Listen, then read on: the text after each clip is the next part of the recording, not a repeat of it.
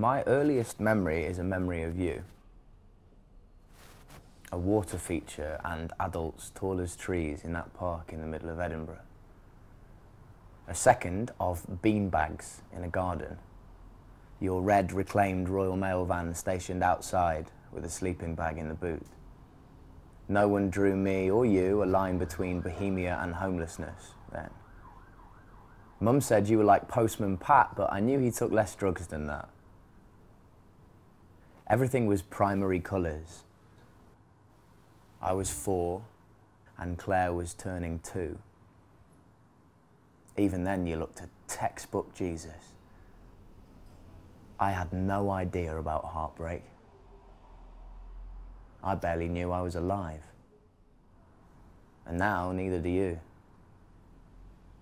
But even now, hair scraped back to make way for the wires, you look messianic. Emancipated, emaciated, empty, but still full of yourself. A scattered few at your feet, trying to remember. I almost whistle Life of Brian.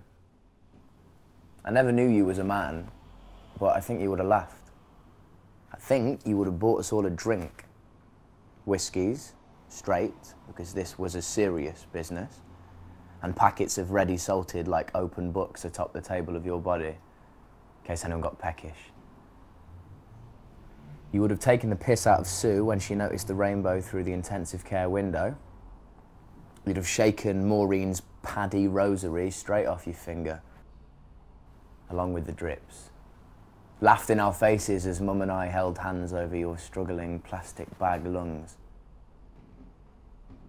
You'd have rolled your bloodshot eyes at the thought of Helen's Tasmania soiree, bidding off her brother halfway round the world with a song chosen because the singer looks a bit like you and I once performed a version at a school awards ceremony. Tenuous, sentimental, yogurt-weaving bullshit, you might have said. You'd have joined in the speculation about which bits of you were actually eligible for organ donation, lighting up while we mulled it over.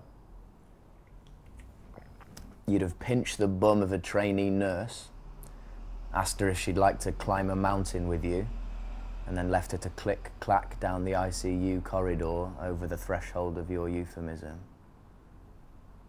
You'd have said a lot of things, not all of them nice.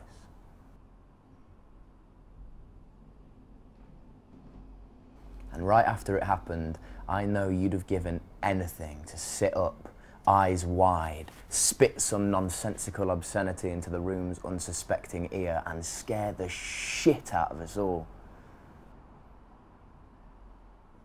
I don't know if you'd have approved of Sue's incessant Reiki, pausing only to wipe the tears from her eyes and then soldiering on again, even after you'd gone. Science never looked so safe in her pseudo-healing hands. Useless, hippy-dippy bollocks, you might have said. I can't say. Or your thoughts on Mum and Maureen meeting at all. I can't say.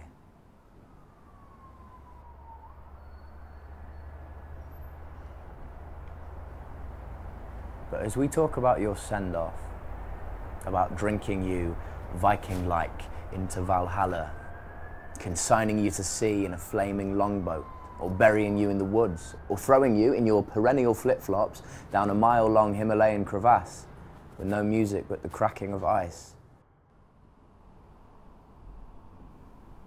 I can't hear a single complaint.